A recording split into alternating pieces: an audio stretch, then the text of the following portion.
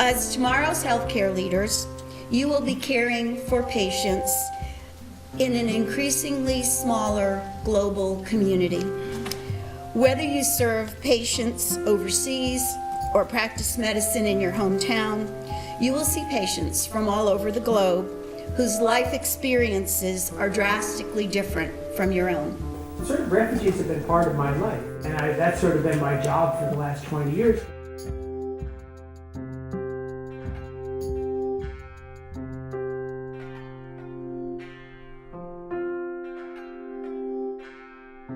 And the Hutu majority tried their very best to kill the Tutsi minority.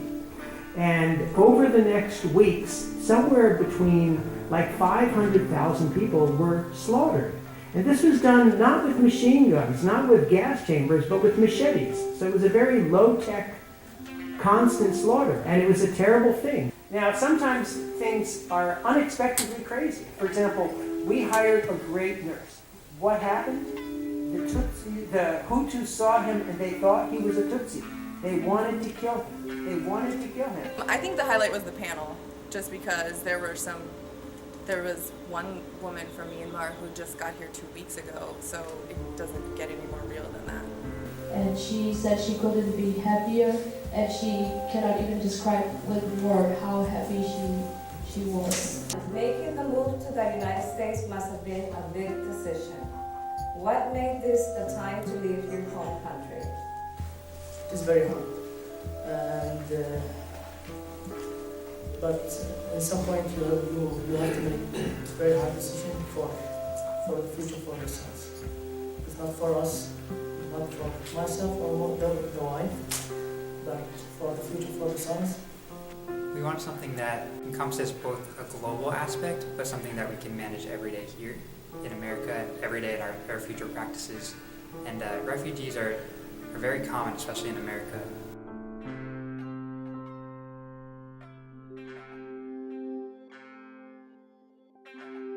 So I was invited to help with the simulation of a refugee medical tent that we set up at a refugee camp, providing medical care to victims of a recent earthquake. Well, we hope they walk away with the idea of some different types of illnesses that would present in a refugee camp setting. We also hope they had some fun with the patient actors to learn how to interview patients and get a history both in English, and we had some patients who spoke different languages to challenge their interview skills.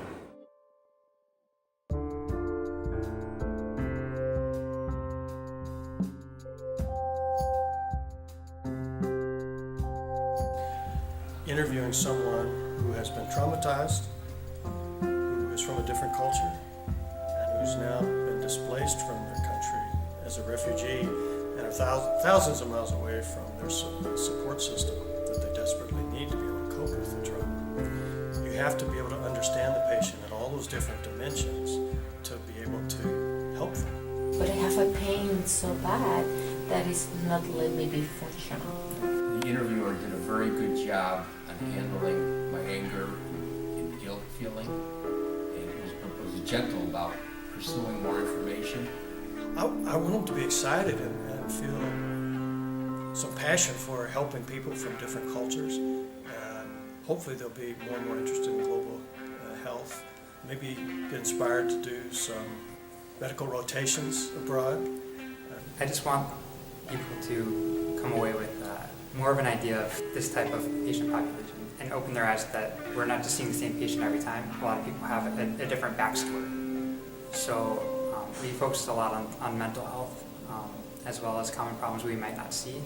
Getting everyone here together from other schools, different disciplines and all that stuff would be a great way to kind of exchange ideas and get like different thoughts flowing around, because different people from different disciplines think different ways.